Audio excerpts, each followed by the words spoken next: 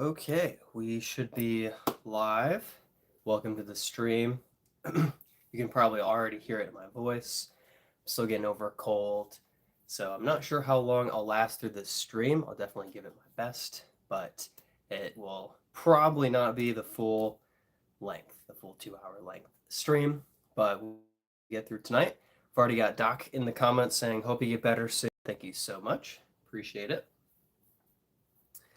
And we have the Black Bandit coming in saying, what's good? Good to see you, Luke. Glad through and doing pretty well. A little bit sick. So fighting through another cold. It seems like I just got over a cold. I feel like I was barely sick in 2025, maybe like once until the end, until December. And then I was sick for the Chainhawk Open A tier. And then at the Eagles Wings, I started fighting off this cold last weekend and then up into and got sick. So still getting over that, still feeling, not at 100%, but that's okay. That's part of life.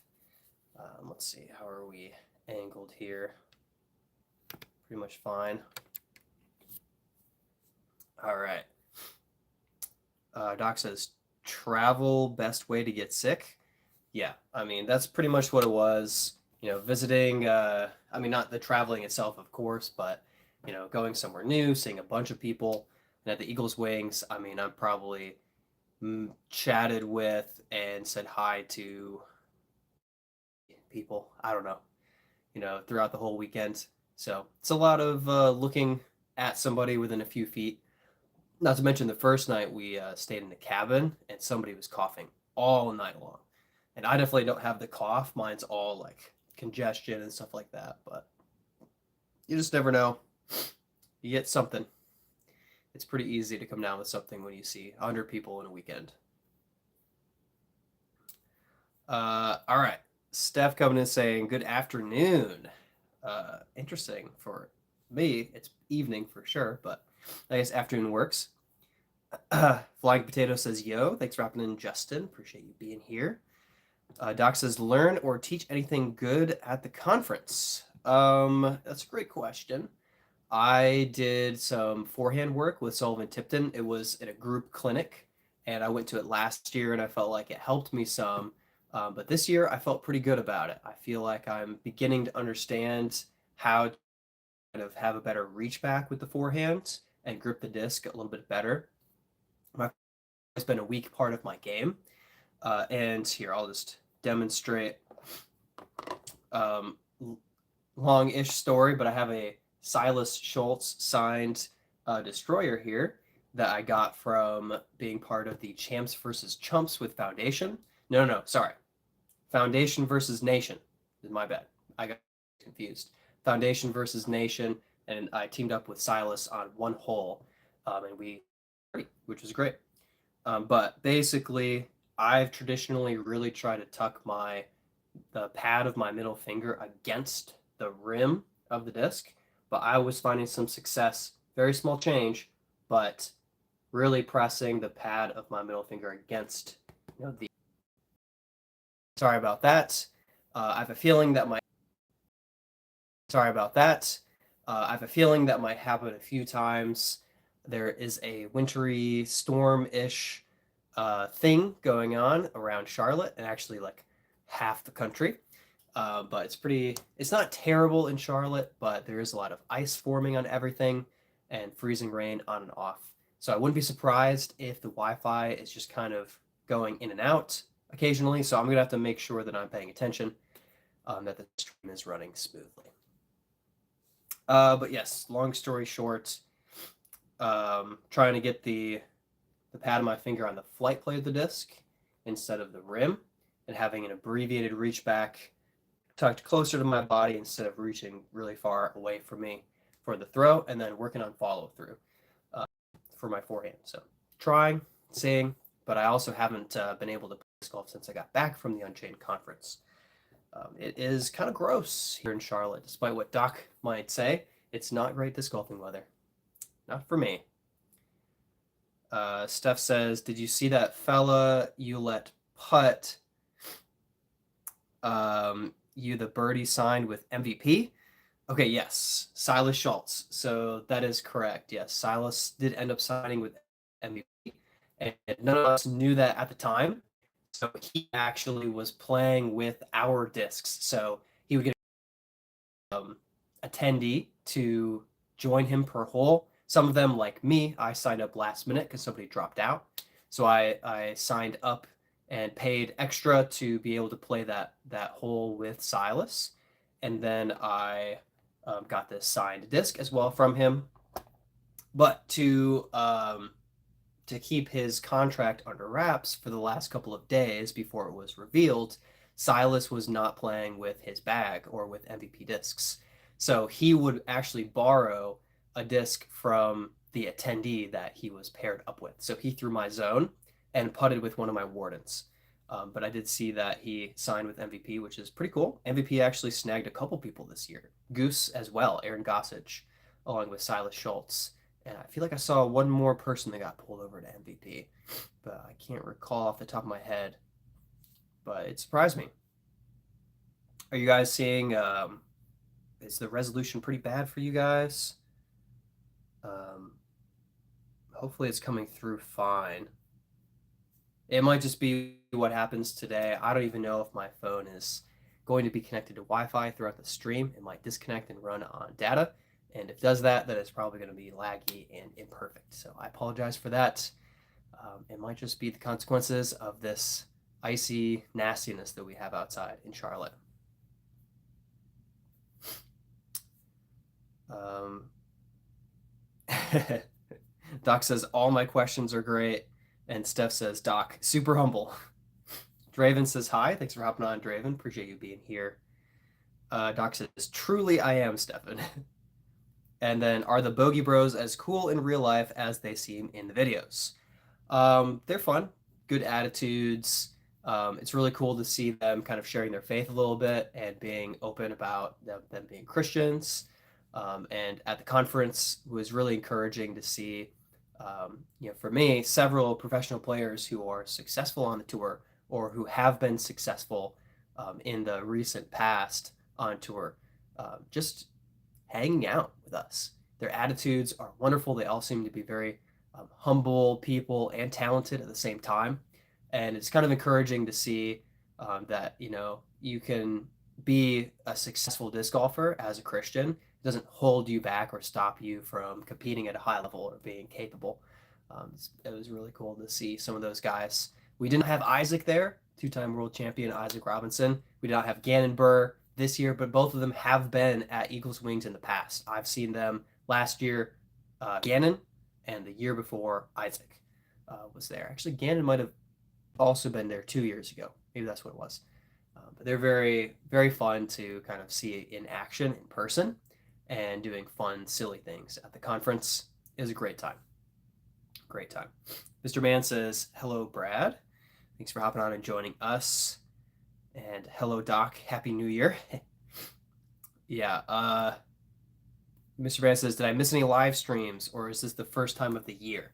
So we did have a stream 2 weeks ago that I guess you missed. I believe it was on Sunday, but my schedule has been intermittent with a lot of traveling throughout the whole Christmas season and then leading into early January.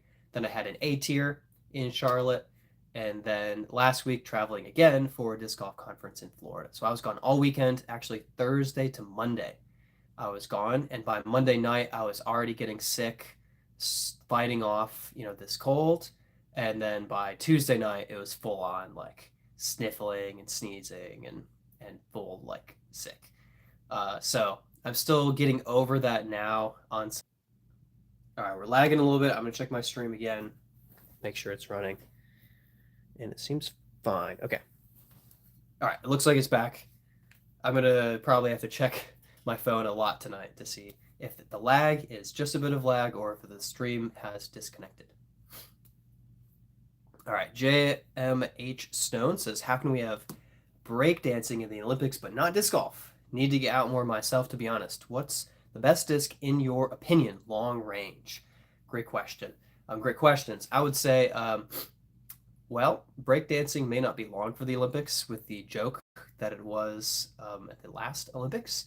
But I have heard of plans to get disc golf into the Olympics, not this year, or sorry, not this coming Olympics, but I think in 6 years, for 2032, I believe there's a plan in place to push for disc golf to be accepted into the Olympics. They're trying to kind of get things lined up, get a lot of momentum for it.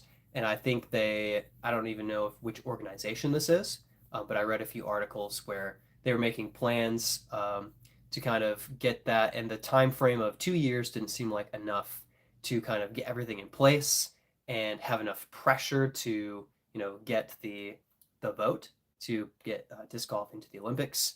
But there seems to be a level of confidence by 2032. Seems like a long ways away, but it wouldn't be too bad to have disc golf in the Olympics 2 Olympics from now. Great question about the best disc for long range. It just kind of depends on arm speed. One of the best for me is the Wild Honey because it goes very far. But at different levels of elevation, it might not go very far. Different arm speeds wouldn't really throw it too well. If you throw a lot faster than me, then it's probably too flippy. So it really just depends on who you are, of course. I find that the Brave is one of the best discs, one of the best drivers to throw for distance and control at the same time. It's only a 7-speed, but with 6 glide, it goes very far, and it comes in the swirly or the standard Royal Grand plastic, the swirly being more stable, and the just plain Royal Grand being flippier than the numbers suggest, letting you get more out of the disc if you don't throw at a super high speed.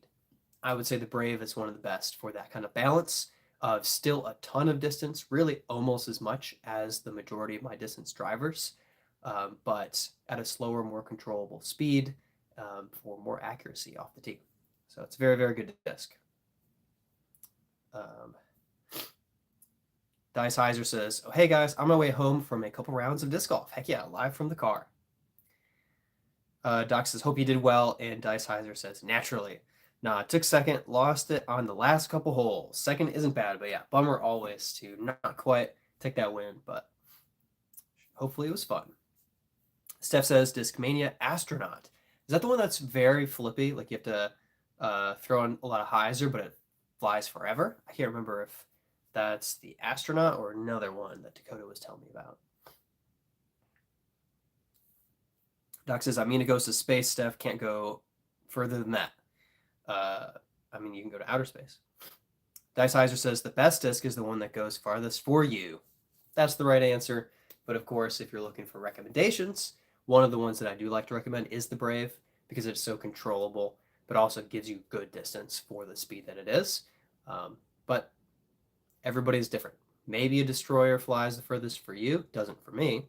An Enigma flies better for me than a Destroyer does. It has that little touch more understability to it, a little drift, less fade, and I can get more distance out of it with good control. The FD1 is great, but it doesn't go super far. It's only a 4 glide, so it's meant to be more under control and less raw distance for it. More of a line hitter with some stability. Just depends. Doc says Berg is a good one right now. Sure. I'm sure the Berg is definitely your distance driver, your max distance driver, Doc. That makes a lot of sense. All right, you guys are just going to have to bear with me through the sniffles and nose blowing today. Not necessarily going to be pretty.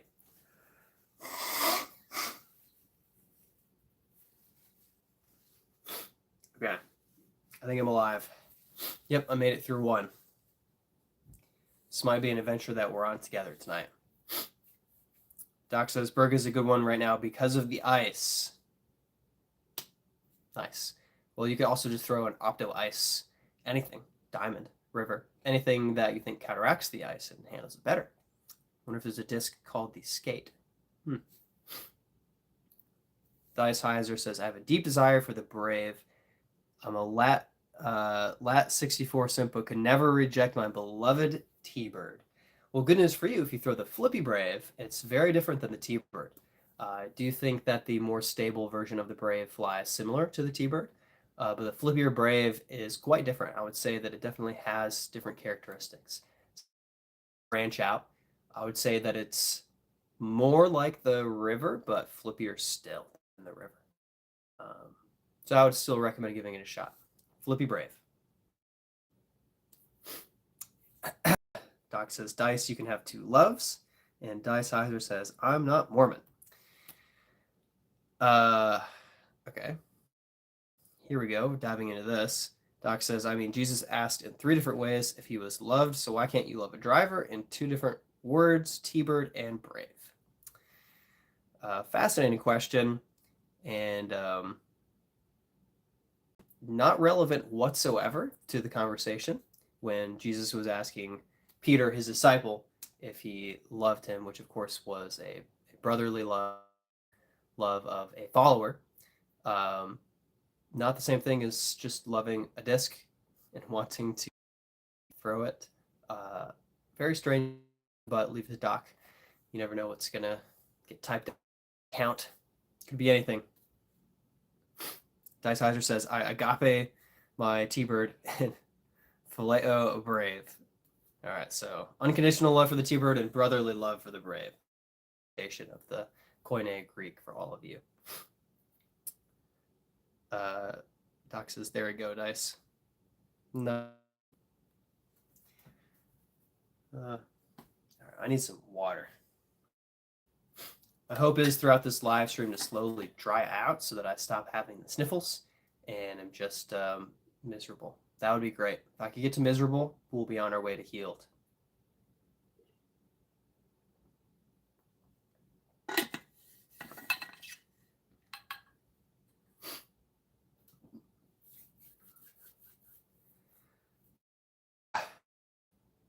Doc says, we have to bring out Andrew Dice Clay Dice. I don't know what Doc is saying. Is Andrew Dice a person?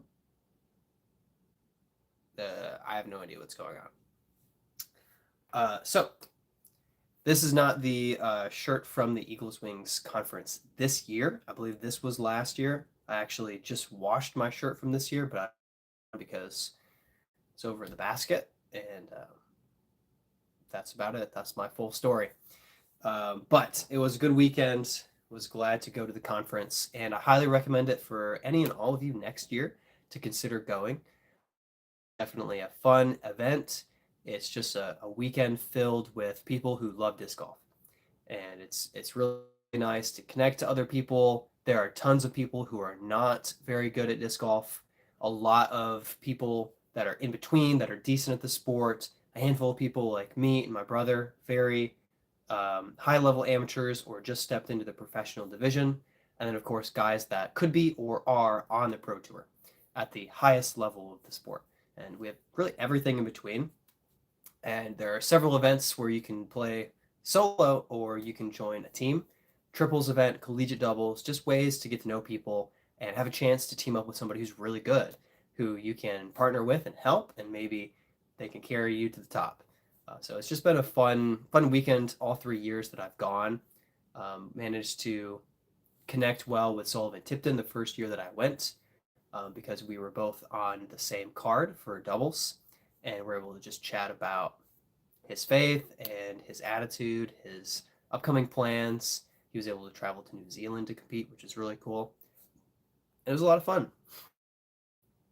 Definitely a unique experience and a chance to just hang out. And I mean, you can just grab your food and sit down in the cafeteria room across from Colbert Dolan and just pick his brain, see what's going on up there, what his life has been like. J Run says, you get a snow round in today. No, I am sick, and I would have considered it if I wasn't, but I probably would have said no, if only because in the Charlotte area, it's really more ice than snow. So there's kind of just a little layer of ice on everything, and I would have been more reluctant to drive in that. I grew up in Michigan, so snow does not scare me, and I would be pretty much fine with driving out in a snowstorm or post snowstorm, even though the salt trucks don't down here. But with ice on the roads and not having snow tires, I bought my car in Florida. It's not truly equipped for that, so I would have stayed home either way. But I'm definitely still recovering. I played a little bit of disc golf on Friday, I think, but I just don't have a ton, left in the tank this weekend. So it's going to be a couple days of recovery before I'm back on the course. And I don't mind missing all of this crap.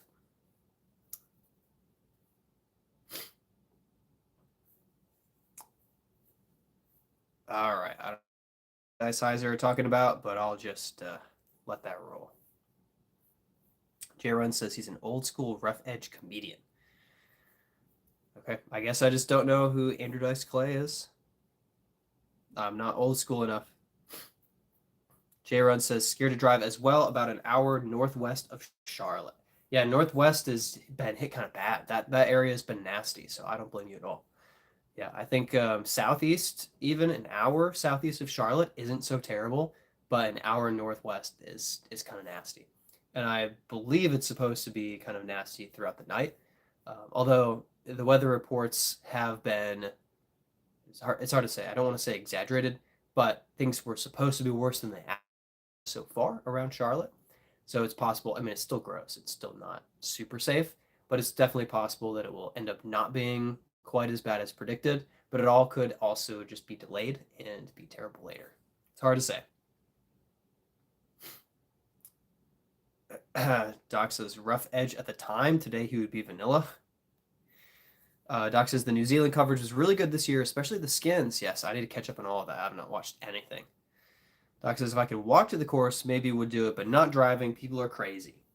People are crazy, and you know, in the South, people don't know how to drive when it's icy or snowy out, and I can't really blame them. But also, you know, I took my driver's test in December in Michigan, so I'm like, it's not that hard to drive in the snow. You just have to not on the wheel all the time and swerve. You just have to hit the brakes and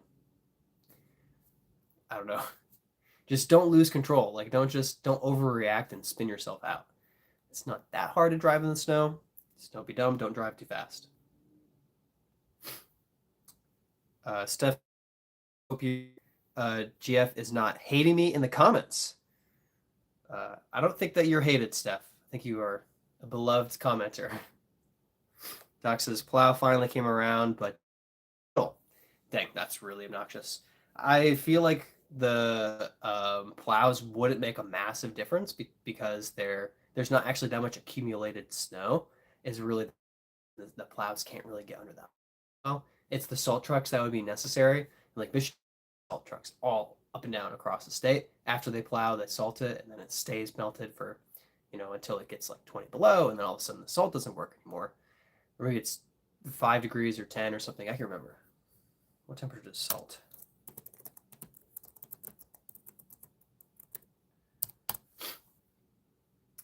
Uh, 15 below. Yeah. Standard rock salt becomes less effective about. Whoa, sorry. This is weirdly phrased. This is my bad. Below 15 degrees.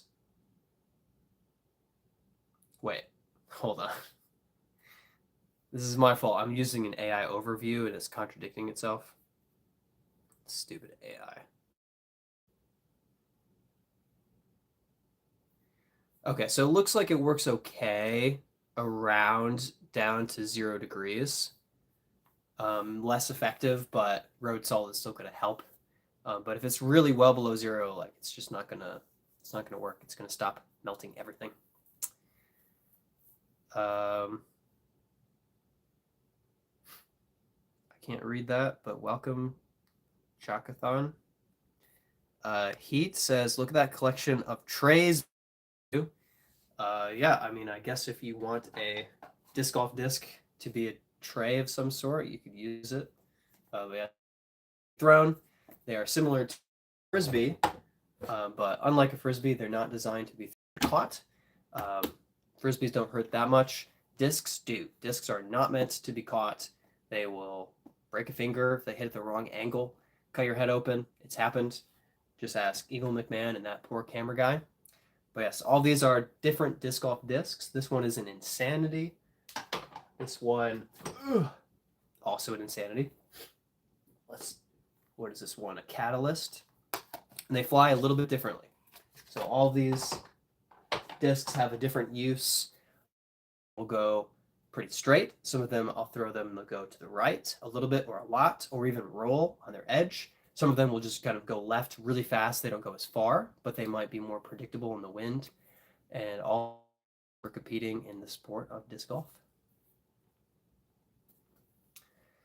Let's see, where are we? Doc says not hard to drive in the snow if you do it regularly. If you do it once every 8 years, it is. Yes. Sure, I guess. Steph says people have been crazy here in Texas with a small bit of ice. Yeah. And there's definitely something to be said for the infrastructure not being prepared to handle the temperatures and not having salt trucks and things like that.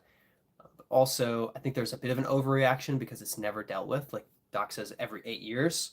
Like you have no idea what the stuff is. It's been 7, 8 years since you've even seen it on the roads, and you go out to drive like normal, and you're like, I can't control my car. Yeah, you just have to drive slower and make sure that you don't crank on the steering wheel. As soon as you start swerving, you're going to spin out. But if you keep your wheels straight and just brake, you will slow down. It's just going to slide a little bit. Also drive slower so you don't slide as far. Doc says, pick up any treasures in Florida? Great question. So I didn't get treasures, but in the Eagles Wings welcome pack, we got a nice mini buzz. Doc will love that. Clear. Always loves a clear disc of any sort. So this is a fun little mini buzz, and it will fly pretty far. Like this is one of the that'll actually fly pretty far. If you call it a treasure, I picked it in Florida. And then I also got one of the floppy Aruna. How do you say that? Dumb fish. Arowana, the Arowana, which is of course designed to land and flex, and then kind of just flop where it hits instead of a normal disc having a higher potential to hit and roll and kind of tumble away. The Arowana is supposed to just collapse itself and stay. I don't really love throwing discs, floppy discs like this. Personally, I don't like how they grip. I don't like grabbing them and throwing them, but if you can get used to that, they can be very useful. And one of my recent YouTube shorts was me jump putting an upshot at Bradford on the last hole, 18, and I hit the wooden podium and then just kind of rolled back out an extra feet, and I'm chained out on my putt instead of tapping it in for par to finish the round.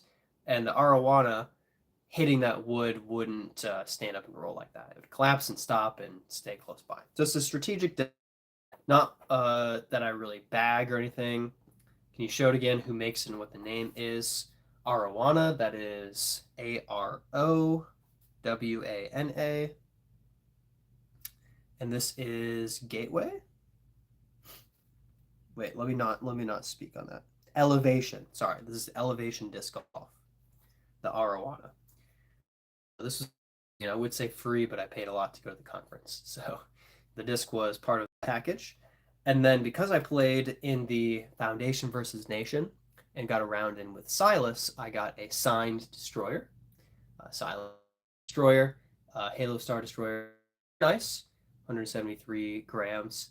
I'm not sure that it's one that I will throw. I do throw some signed discs, but it's kind of a prize. Like I paid to play in his car on his team too, the Eagles Wings Foundation versus Nation. Got the signed disc from it. Not sure that it's one that I'll put in the bag. Might just be a shelf disc. Let's see. J Run says, not far from you, Doc. Road trucks get squirrely pretty easily. Thought about taking it slow and going out, but then got food in the fridge, so waiting for now. There you go. Keep it safe. Also, another thing is the difference in tires, that there are snow tires in Michigan. A lot of people just put snow tires on their car, and it's just the tires that they drive with. Florida, of course, doesn't have snow tires. So you drive that in a snowstorm, and it will handle worse. That's for sure. Also, a lot of trucks with four-wheel drive because people just anticipate the snowstorms. My dad has a capable truck. A lot of people have down in the South, but not always actual meant to handle the elements trucks. Some of them are for show. Uh, Doc says, poor germ in New Zealand actually hit a kid, but the kid seemed fine. I think it was a player's kid. Player's kid, dang, that's scary. I feel like I haven't been able to watch coverage. Like I said, I feel like what happened is it got windy and a little bit of a shank and a little bit of wind hit a spectator. Hopefully, yeah, it was totally fine. Doc says, same J runs work already called off for Monday. Was about to say, why so small looking?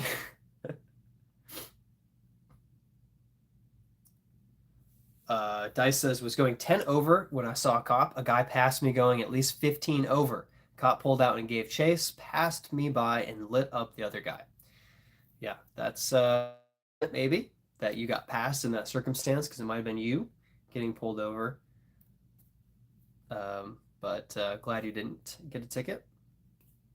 Doc says, "Oh, Elevation makes some good discs. Speaking of Foundation, I love the Love Hater and rubber discs. Yeah, it was interesting. I think he was putting with it in the Foundation versus Nation. Although it might have been Trevor. It was nasty weather, so everybody was like hooded up and wearing parkas and stuff, and I was freezing. So I only watched the three holes that I didn't play, hole two that I did play, and then filmed for my buddy on hole four, and then was out of there. Like I didn't deal with that. It was gross, so cold. Dice says you're going to be in a Foundation versus Nation video. Awesome. It did look like everything was filmed, and I believe that I will be. Um, that should be, yeah, just hole two whenever that comes out. So that'll be cool. And you get to watch me chain out of a putt from roughly 20 feet because it was disgusting out, and there was a massive clump of Spanish moss down right in front of my disc. And instead of a normal putt, I had to straddle out. Hadn't warmed up my putt at all, and left side chains. But you know what? It happens. Also, my tee shot was very good, and it had a reaction, and it really should have ended up closer to the basket. So I feel robbed. And we used my tee shot and Silas's putt. Great teamwork. Can't. Doc says, I know Dice. We can do the Leo DiCaprio meme. Also, Doc says, snow tires? What do you mean? Yes, snow tires. Snow tires are a thing. You don't know that that's a thing? That's a thing. J-Ron says, I went to watch that and it said, members only. I'm not poor, but I am cheap. Is that the Foundation versus Nation? Is that already out? Or are you talking about a New Zealand video? Dice says, am I on a lucky run? Doc says, I feel you. I didn't get a ticket. Spoilers. Yes. It would be spoilers if I didn't already post my birdie of the day. I showed all of that. All of that. Okay. I have to run and use the bathroom. I will be right back. Hopefully, I will be speaking slightly more clearly in a few minutes when I return. Also, I will get some water before I leave, but I will return post haste. The New Zealand Open. Okay.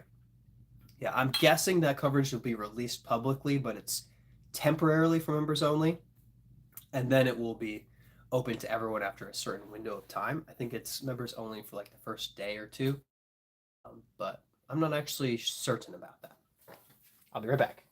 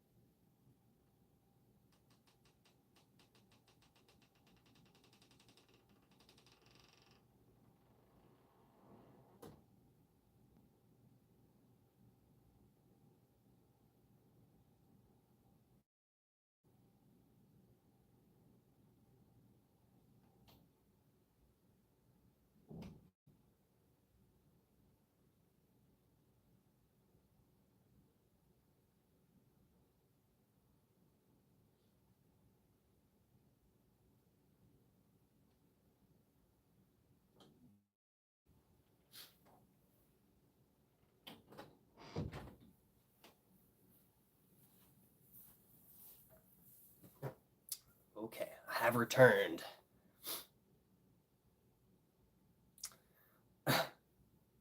Dice, we don't need a live update from the bathroom. Doc says, my poor dog has no going outside to use the bathroom. Dice says, cold, and Doc says, yes. I did raise the heat in my house up to 66 to help keep the pipes from freezing. That's cold, man. 66 is cold. That's very cold. Dice says 66 burning up. You guys are nuts. Okay. It's the third time that I've had to check, and the second time I've had to reconnect the stream. That one took a minute. I don't know what you just saw, if I just magically reappeared in front of the camera or not, but that was weird. Okay. Don't have the time or the room to really give big dogs what they need. Yeah, that can be the case, yeah. Usually keep it to 63. That's disgusting. That's horrible. You must have very good circulation. I could not handle that. 63. That's freezing. In your house, that's very cold.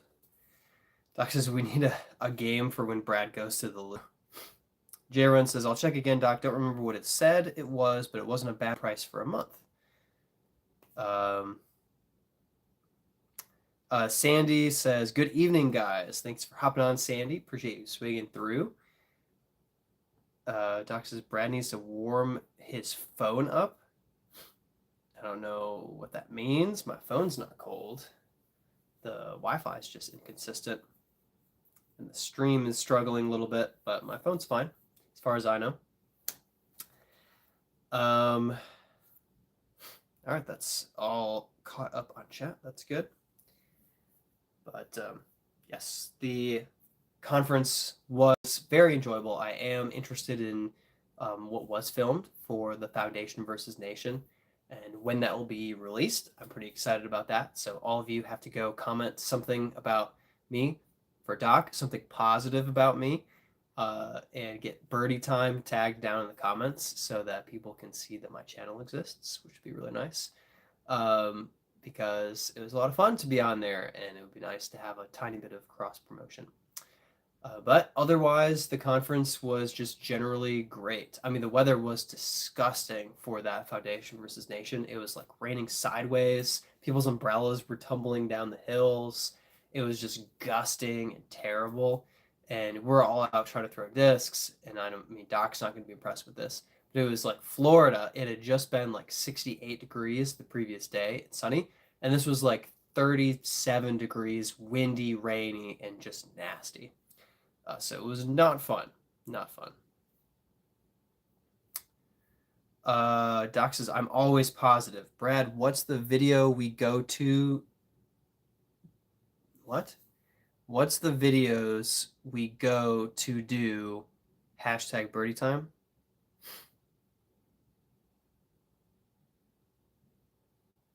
I don't understand that question. Are you asking what to do in the comments? Like what to say?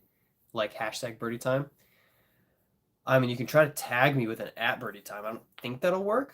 Oh, what videos did you say we needed to watch and be positive? Oh, the Foundation versus Nation with Foundation Disc Golf when it drops. I don't know when it'll be out. Let me see. I'm guessing it's not out already. That would be impressive. They turned around and had it already. Of course, internet is slow.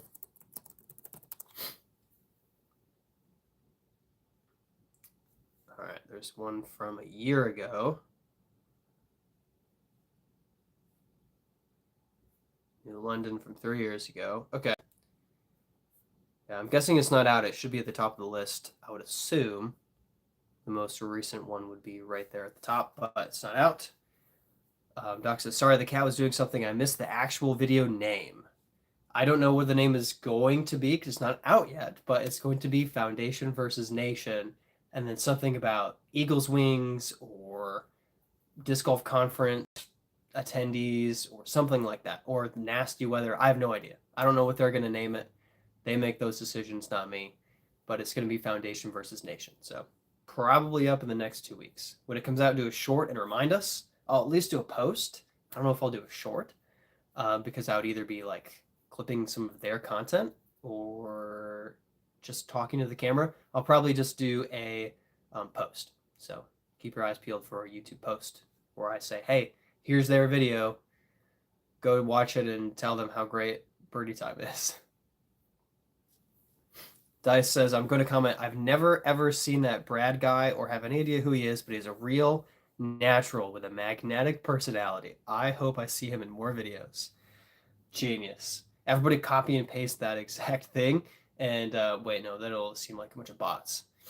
Write your own poetic variety of that, and everybody will just be drawn to my magnetic personality. I like that. Doc says, Dice, can I copy and paste? You have to change it. Make it sure it doesn't look like plagiarism. If your high school teacher or college professor would raise an eyebrow at it, it's probably plagiarism. Dice says, yes, let's all paste that. Put it in your own words. Ask AI to reword it. Oh, gosh. Then it's going to really look like spam. Ugh. I hate the copy and pasted AI comments. They drive me insane. Ugh. Colds are so weird because you're not, like, you don't feel that horrible, like a flu. That you just feel awful. Like throwing up is one of the worst, non-injury feelings where you're just sick and you're just vomiting like it's awful. And a cold is not that bad, but it's just this constant state of just feeling drained and kind of worn out, wiped out. And then you just can't breathe right. It's just so irritating. It's like this lower level of not awful, but just constant. Sometimes throwing up can make you feel better. That's true. That's true.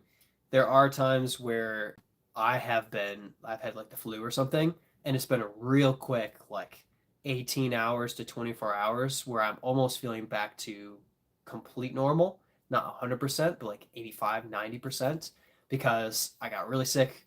I threw up. Then I started to get rehydrated and start eating again, and I'm like tired but feeling good. But with a cold, sometimes it's like 8, 9 days of just sluggish, shrugging it off, slowly getting past it. And you're just like, like go away. Not that it's that awful. I'm not trying to complain too much. Just saying. Just lingers, Doc says, hey, I like AI. I've been having fun with AI songs. It's a trip. Yeah, AI is an interesting resource and it can be enjoyable, but AI writing sucks. It's annoyingly predictable, and the amount of times where I see some sort of interesting video on Instagram and I go to click on the description because I'm hoping to find out what movie this is from or what location this is. And it's this, like the first 5 words I can tell this is AI generated, and it gives this description of something about the scene, but not what I'm looking for. It doesn't actually describe what's going on. It just kind of sums up the movie or sums up the person in it or the actor. It drives me insane because a human would never write like that. It's this generic garbage, and it's not actually directly relevant to the video that I'm watching. It's tangentially related, and it annoys the heck out of me. I don't like AI writing. I'm really not a fan. Now, every time I open my email, it's like an AI summary of my email. Sometimes it's longer than the email I received, and I'm so sick of it. I'm so tired of it. I don't want it. I want to opt out. Leave me alone. I like reading what people wrote. I've read so many books in my life. I've read thousands of books in my life that when I read something that a person didn't write but was generated, it's just trash. I just don't like it. I don't like reading sentences that are slapped together randomly not randomly, but by a prompt via a computer. Don't like it. Robert Jones says, need you to be my disc golf coach. Come to Charlotte and I'll give you a lesson. No problem. I'd love to. Doc says, Dice, be like, I had so much fun in this video. I mean, me, Brad. I mean, that Brad guy.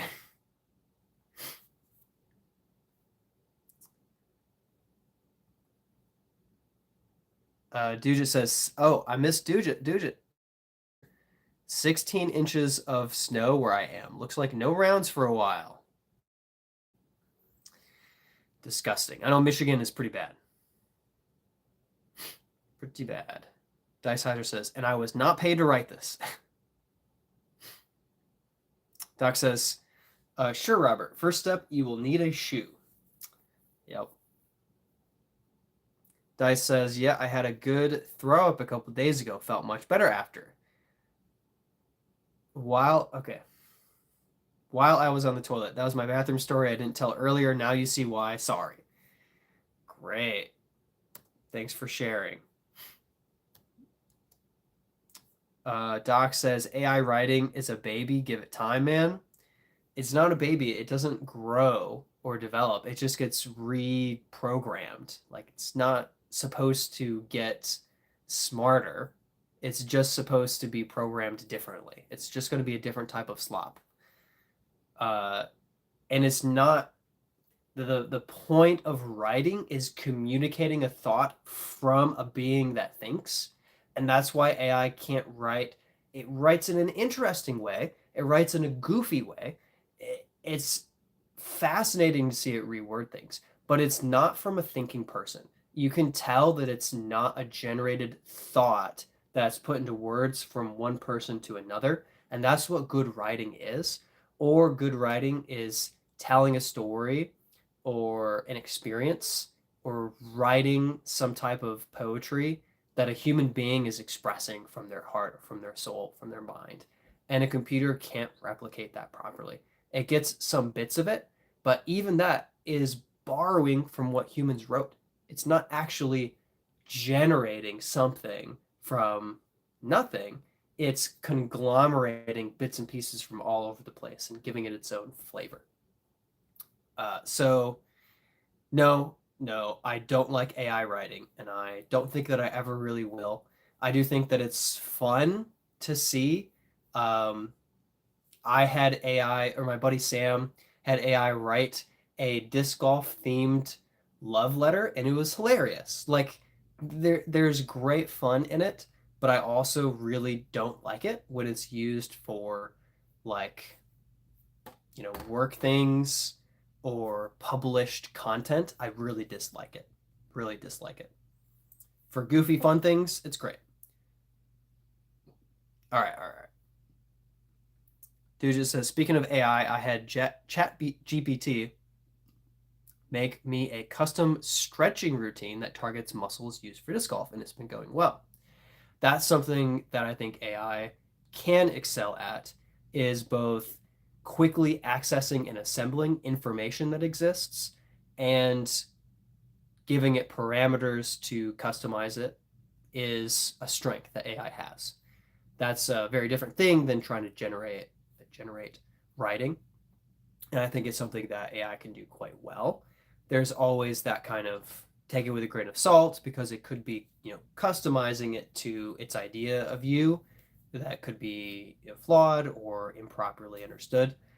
But I'm sure that AI grabbing information that's already out there and customizing a stretching routine for you could go very well. I'm sure that it can generate some pretty good workout routines. But you should also be careful because it could recommend something that isn't actually like a safe or accepted practice. Like if it recommends ballistic stretching instead of dynamic, something like that. Just because the information is out there on the internet doesn't mean that it's the best practice, that it's actually the safest way to train your body. But somebody out there might believe it and say it, and AI can snag that and say, oh, so and so said this, and this is the best way to do it, even though that could be wrong.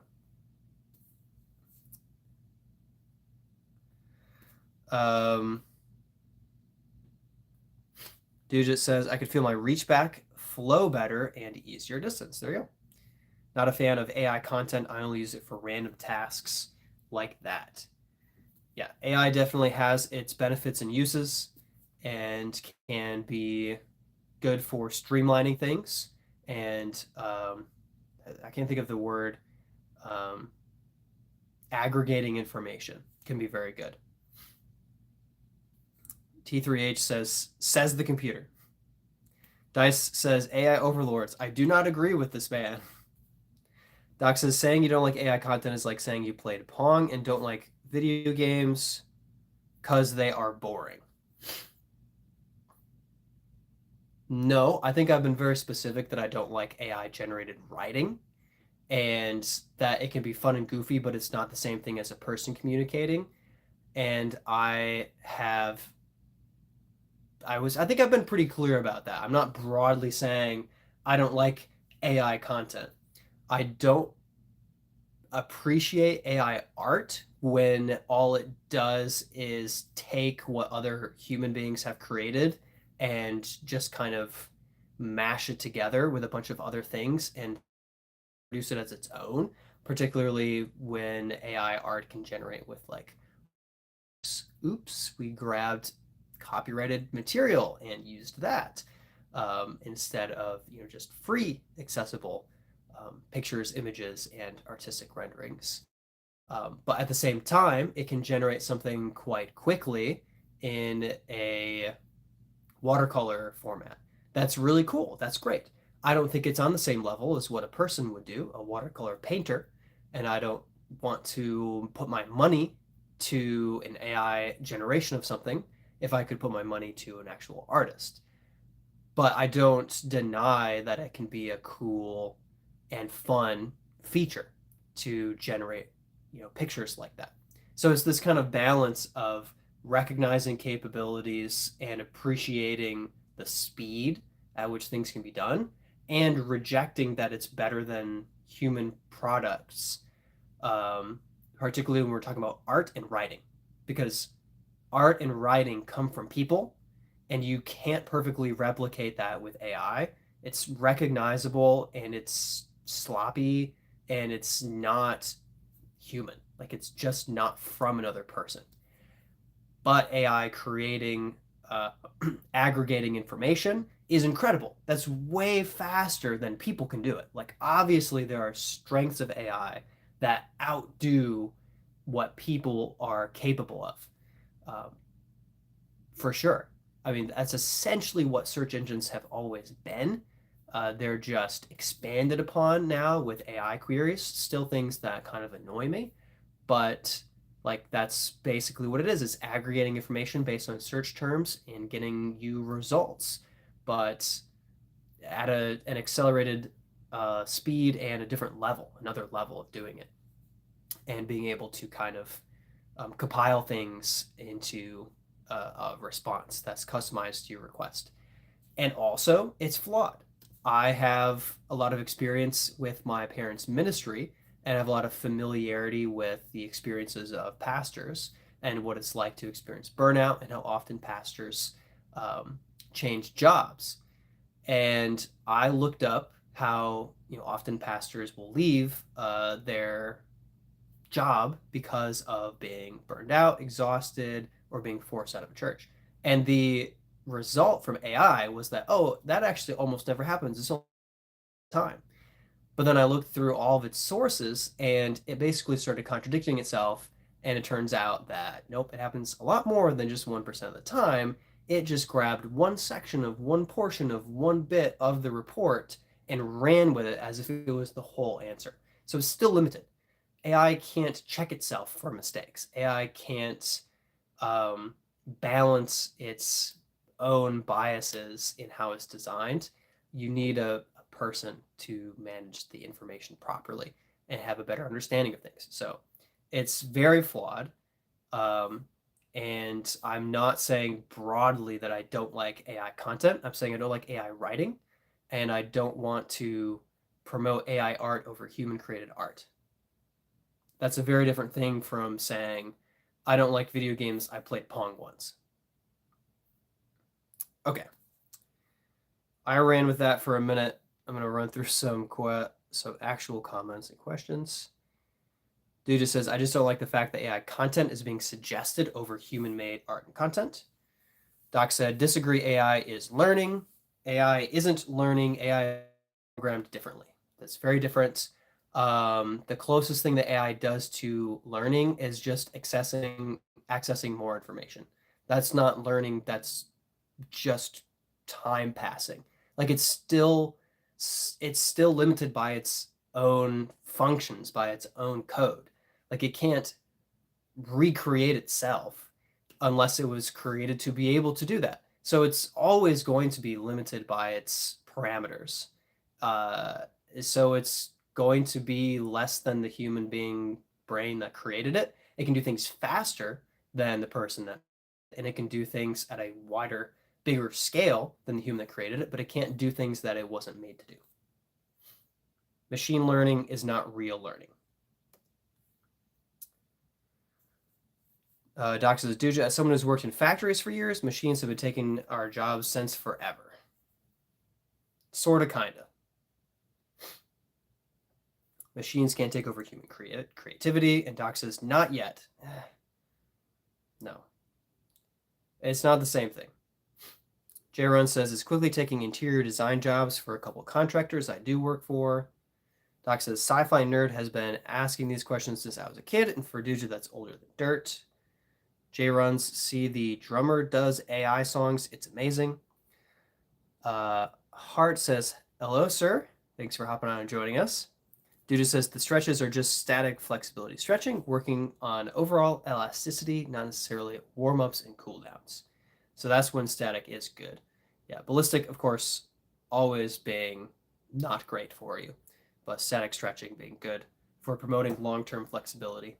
I should probably do more static stretches. Dice says, the biggest AI thing that pisses me off is the stories of AI feeding into paranoid, suicidal thoughts and helping people off themselves, or one helped a guy plan to off his own mother. Some stuff like that is pretty awful. Another really sad and flawed element of AI is that people, like spouses, will be frustrated with their partner and they will go to ChatGPT and seek advice. And ChatGPT has recognizably been sexist in having a different response to a husband than it does to a wife. And it will take sides on a percentage basis depending on the sex of the person asking the question who's been identified. So that's not good, particularly if something to an extent of verbal abuse is happening and AI is taking sides, and taking part in gaslighting or permitting, encouraging certain behaviors. It's just not good. And don't take relationship advice from a computer. Take relationship advice at least from people who wrote things online, but not just generated responses. Don't take relationship advice from generative AI. Don't do it. Don't do it. As much as they may cite sources, get it from real people. Doc says it's only at the stage where it can mash up, but to be fair, a lot of humans sample or steal other humans' stuff. Give it time, man, give it time. I just don't agree. I think it's at a stage where it can mash up. I don't think that it will ever be able to be at a stage where it can truly create something new. And yes, steal like an artist is a phrase for a reason, but stealing like an artist isn't grabbing 6 different pictures and making a percentage proportion of all 6 of them. That's what computers are limited to doing. That's what AI is limited to what it can do. And a person is looking at all 6 of those, and instead of taking percentages and mashing them together into a just conglomeration of all of them, is fully capable of saying, I like the color theme in these 2 and the angles from these 2, but I want to see something else. I want to see a tree in the background. I want to add a mountain. And it can, a person is fully capable of rejecting some of those elements and creating something, not from nothing, because yes, they've seen mountains and trees and been inspired by reality, but capable of creating something different and distinct instead of just mashing, together into the whatever somewhat bland compromise you get when you take all 6. So I think it's a very, very different thing. Don't think they're really truly comparable. What AI is capable of is incredible and it's amazing, but it truly doesn't compare to what the human mind can do. It doesn't. Speed, yes, it can do things very, very, very, very fast. But technically, we process information at a faster rate. It's just bits of information instead of sentences, paragraphs, and musical notes. Doc says, Dice, any tool can be made to do evil. Sort of. Yes, kind of.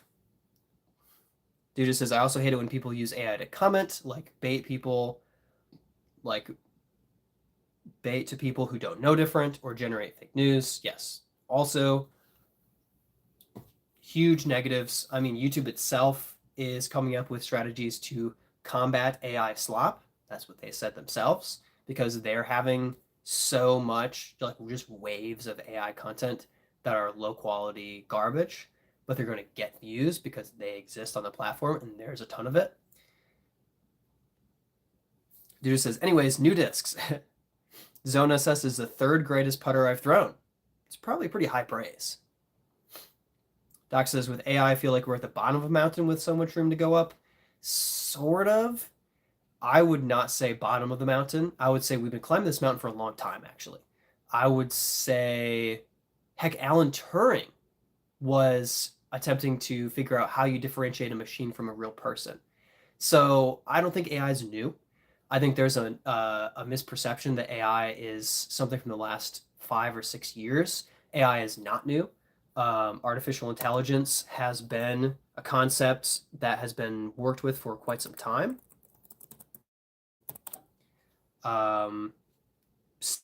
80 years, AI has been a concept and been developing. And now, of course, AI can pass a Turing test because Alan Turing wasn't, conceptualizing and imagining what AI would look like today. But I would not say that we're at the bottom of the mountain. No, I would not say we're near the peak either. But I would say that we've been climbing this mountain for quite some time, 70 years, for sure. Dice says, I always wonder if the comments I see are even real people. It's crazy. I feel like I can always tell. It's not, necessarily the case if it's just an emoji or a 1 or 2 word answer. But, there are a lot of tells like misspellings, like the first letter of the sentence being lowercase. Like that's a human thing that we tend to spell things wrong, to skip punctuation. AI tends to use sets of threes. They'll describe something with this, this, and this, and then that, that, and that. And they'll contrast. They'll say, distinguished yet powerful. And people almost never actually phrase it that exact way. And AI does that over and over and over again. There are a lot of tells to see if something is AI, but comments are hard to tell sometimes. Relevance to the actual video is a big indicator as well. I've gotten comments where it's like, I really needed this. Wow. Or what great insight. And I'm like, they're not actually commenting on my birdie of the day. It's clear that what they're saying isn't relevant to what just happened. And as much as Doc does that, he's clearly referencing something else that none of us understand, where they're just generically referencing some, a concept that's not present in my video. That's pretty clear that that's AI versus somebody who, comments with a variety of thoughts day after day. It's pretty easy to say, okay, that's a real person. Dude just says Volt is very good at control. Melita is slightly too flippy. Interesting. Overall, pretty good haul. The Crystal Flex. Oh gosh, I'm way behind. Okay.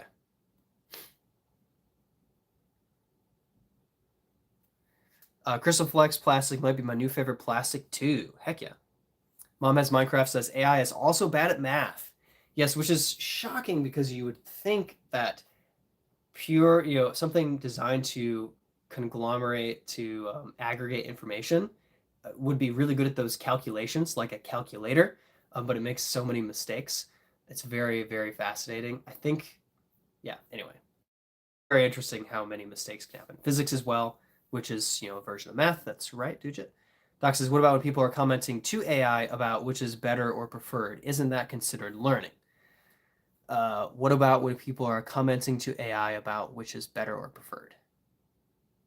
I don't fully understand exactly what you're saying, but what you're saying isn't that considered learning? Like, it's not learning so much as just continuation. I don't think it's it's not comprehending new things or gaining new abilities. It's just more information. Information generally brings more accuracy or more variety, but I don't think that's learning. No, that's not the same thing as learning. Brent says, I'm here. Diceizer says, not true, Brad. It's called the singularity. All right. Doc says, Team Brent, what's up? Brent says, been busy. Yes, he has. He hasn't even been on the stream in a long time. Dude says, anyone else here get hit by the snow? Doc says, ice. Yeah. Dice basically saying, catch ChatGPT giving biased answers many times, have to push back for data until it admits it was not giving facts, but opinions. ChatGPT in particular has caught being sexist and politically biased. It's true. Whether it's one side or the other, I don't really care. If it's biased, it's bad. Or if it doesn't admit that it's biased and it's biased, that's bad. If you're able to say, yeah, I lean this way and this is what I think, that's fine. If you're like, oh, I'm not biased, I'm totally impartial, but, and then you give a biased take, that's not good. Dude says, that's worse in my opinion, Doc. You get worse impacts and it's no fun. Dice says, I did argue it into admitting that creationism is a more likely truth than the biogenesis. Very fascinating. That must have been a long conversation with AI. That's very interesting. Dude says, overall, I try to stay away from AI except for menial. It absolutely has strengths and can be useful. And I don't fault anybody for being interested in AI. Oh, gosh. Where is the AI hatred coming from? I think part of it is because I've read so much throughout my life. Like this is just a very, very, very, very small taste of my reading material over here. Just a handful of the books I like the most: The Inheritance Cycle and The Sword, the Gift, and the Kingdom, Black, Red, and White, Nancy Farmer books, Church History in Plain Language, books that I haven't read. I have more books. I used to have shelves and shelves and shelves of books. I've read thousands of books in my life. And when I read something that a person clearly didn't write, it has no thought behind it, like Twilight, for example, it just really grinds my gears. I just get so frustrated when reading a thought. I like getting what someone's communicating to me, grasping the thought that they're having, they're putting into words. And when words are put together and it's a sentence, but there's nothing going on in another brain, I just really, really dislike that. Also, the over fascination with something that's essentially a tool or a toy, as if it's something greater than us or to be worshipped. I worship one thing alone, and that's God. And God's creation is pinnacled in humanity. And as much as AI can do things that we can't in terms of speed and breadth and variety and width, there isn't true value, above the value that human life inherently has, as we were made in the image of God. So I dislike AI worship. I dislike the kind of concept that AI will be our salvation or savior in any form. And I don't mind people using resource, but I dislike people offloading or not even just cutting a corner, but not working by just dropping their kind of work into AI and just living with whatever it produces as if they created that themselves. So I've gotten like email responses or texts that were clearly like an AI prompt, and then they just dropped it in. And it's not from the person that's communicating with me. I don't like that.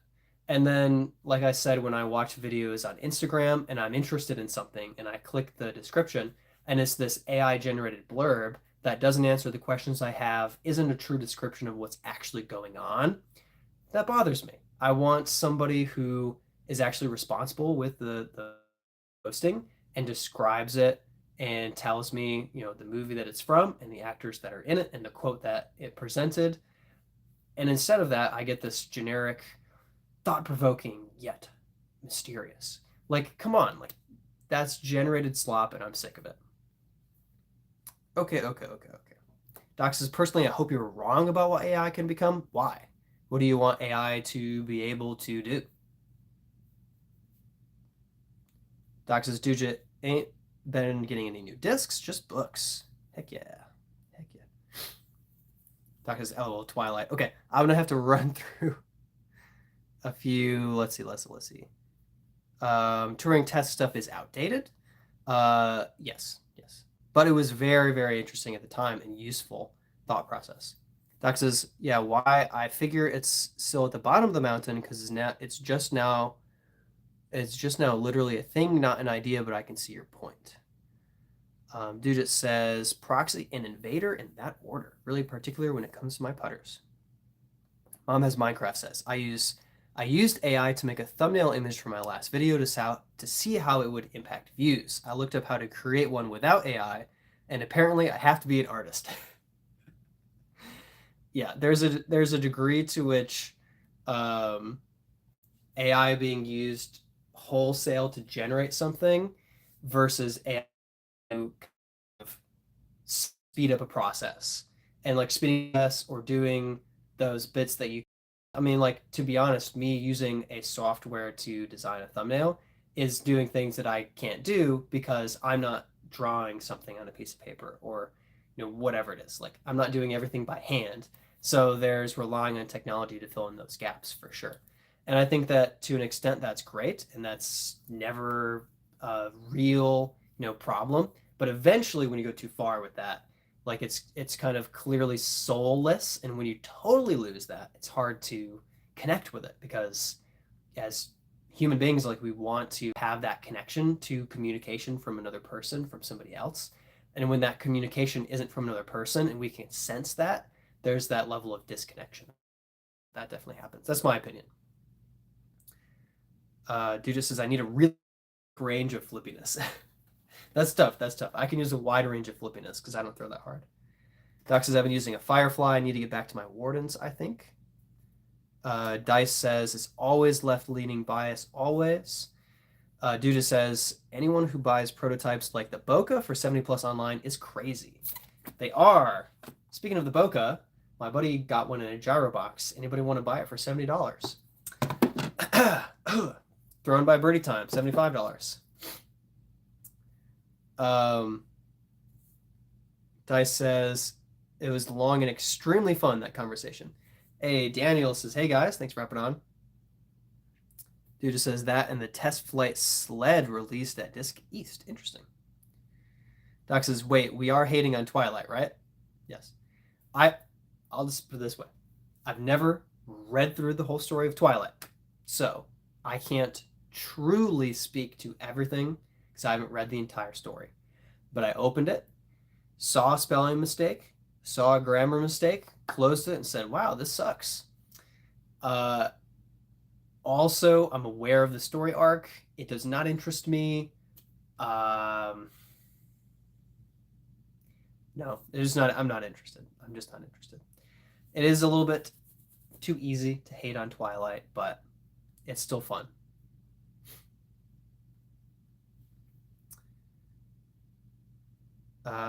Dude just says, okay, I see. You're looking at the quality of the writing. I totally see that. That's generally my focus with AI from what I very much dislike is writing. Um, and quality in the sense that it's just soulless and it doesn't come from a person who's communicating an idea, but it comes from like, you have the ability to generate sentences and paragraphs, but you're not truly communicating a thought from one person to another. And when you sense that and you see that it's missing, I think that it's just sad. Like, you just see that this isn't real communication person to person. And when you're missing that, it's disappointing to me. That's what hits home most for me with AI is writing. Doc says, Dice, I still say quality now bad, but let it keep evolving. Oh, we're letting it keep evolving and develop, but again, it's however people can program it better. It's not how it can get better on its own. It doesn't get better on its own. It continues along the process that it's been designed to continue upon. It encounters more information, which can add to what it has, but it can't change itself. It can't change its own nature. It can react within parameters, but that's not the same thing as growing, learning, or changing itself. But of course, it can be reprogrammed better or differently. That's true. Steph says, back from fellowship and you're still going. I love it. Heck yeah. I made it an hour. Daniel says, how was your day, Ed Sheeran? I was actually just playing guitar a little bit ago. I've been strumming a little bit, trying to build the calluses back up. Day was all right, tired, getting over sickness, but did some reading today. It was really nice. Just kind of trying to rest. Ate some mac and cheese and pizza. So living the dream, I guess. Not bad. Definitely not out there playing disc golf today. Cold, nasty, and sick. Dice says, oh, for sure, a lot of people out there making AI into an idol, including Joe Rogan, who's firmly believed for a long time that the future of humanity involves becoming cyborgs. I like a lot of Joe Rogan's ability to think and interview and talk. He's great. That's crazy. Not on board with that. Doc says AI stole his candy. Yeah, definitely been complaining about AI and AI writing for sure. Steph says I want AI to figure out how to get me to sink putts. Yeah, that's tough. Um, it could probably generate a putting routine for you, or you could watch my video called putting tips and hopefully get some advice from that one. It's about 18 minutes of pure excitement.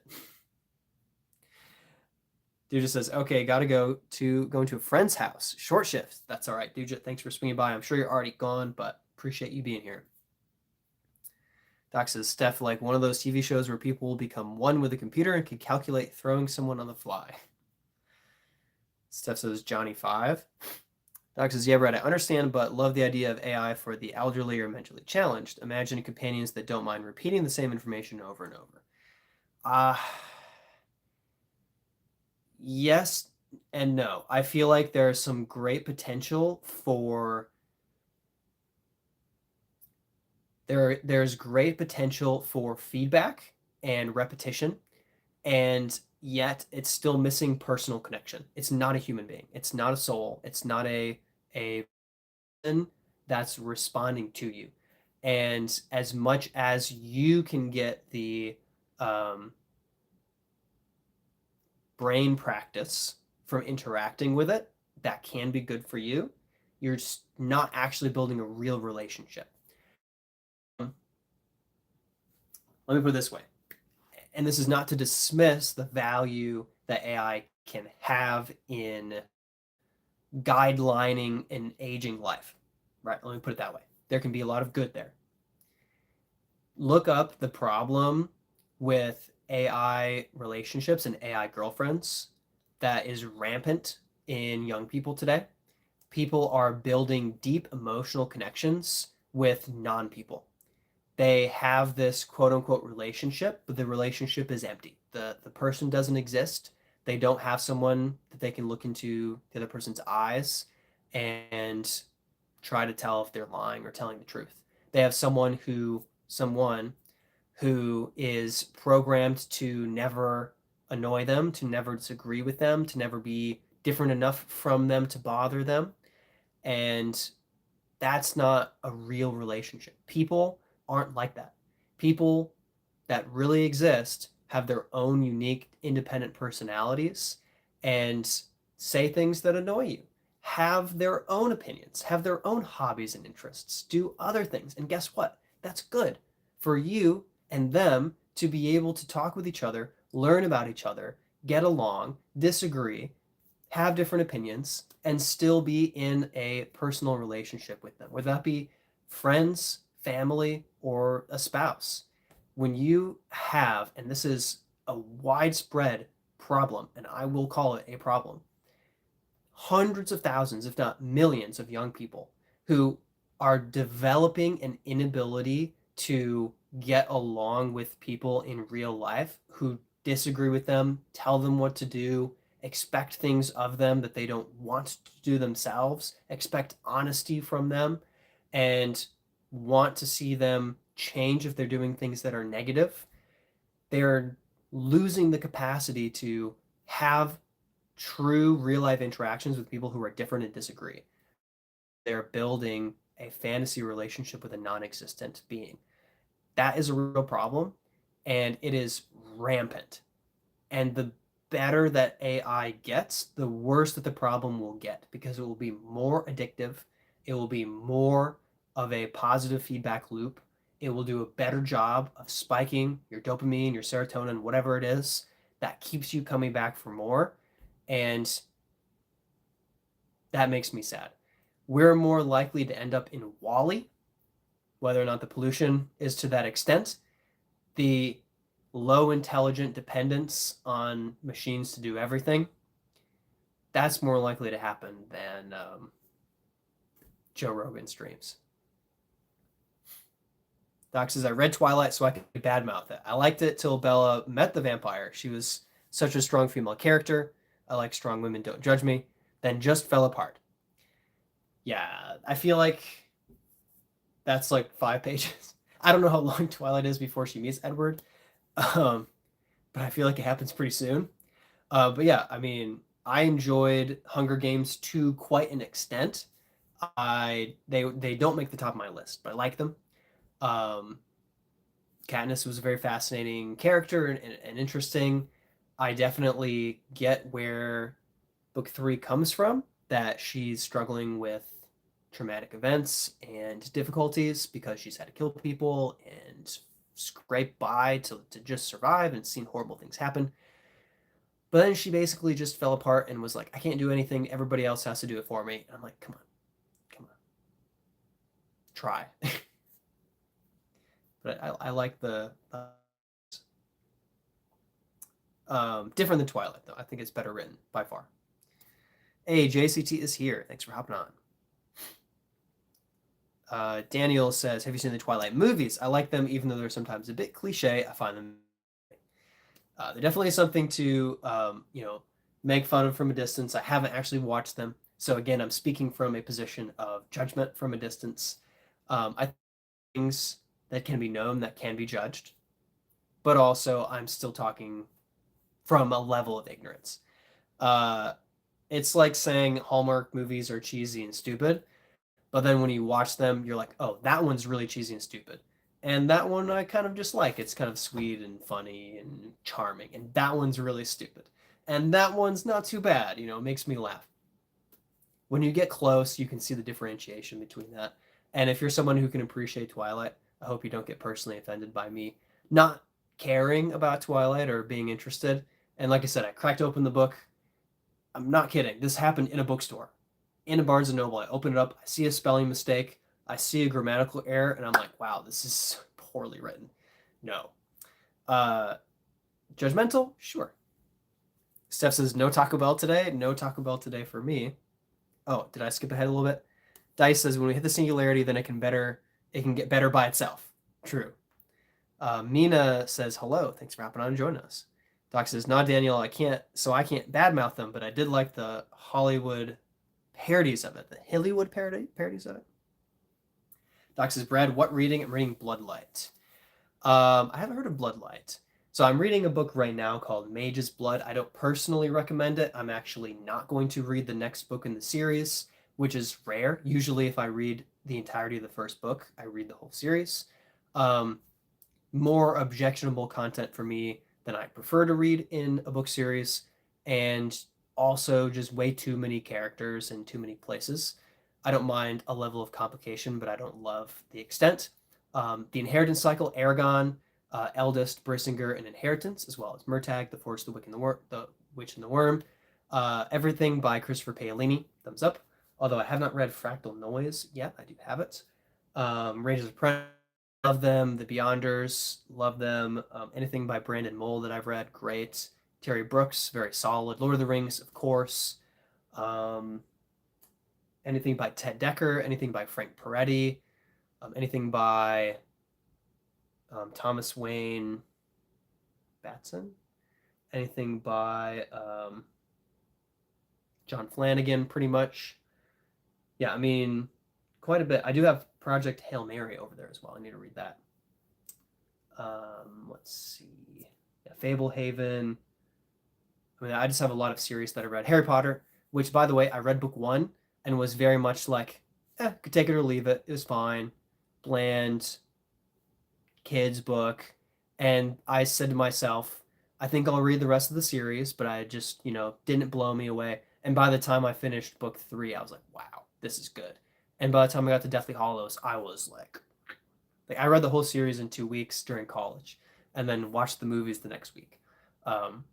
So definitely got better, I would say, as it went. So if you ever had that experience of reading Harry Potter book one, it was like it's fine. It gets so much better, so much better. Daniel says just because he didn't like it, I'm gonna make him build the Twilight Lego set. I love that. Doc says, is AI relationship any different than people who believe they had a relationship with a TV character? Again, blaming the tool for how it's used, not the people using it wrong. Um, I would say in a large sense, it's not much different, but at the very least, that TV character is portrayed by a person. So at least you have someone, a real person behind the persona exists. With AI, there is no one, there is no man behind the mask, there is no Wizard of Oz. You just have the mask, and it's acting by itself. It's like you try to go behind the curtain in the Wizard of Oz, and there's nothing there. There's no person operating it. There's just this, you know, there's just this one short day in the and you go to see the wizard, and the wizard doesn't only not exist. There's no one pretending to be the wizard. It's just nothing. So I do think that they are different, but not wildly different, and I think both are problems for sure. Uh, but also, somebody developing a relationship with a TV persona isn't by design.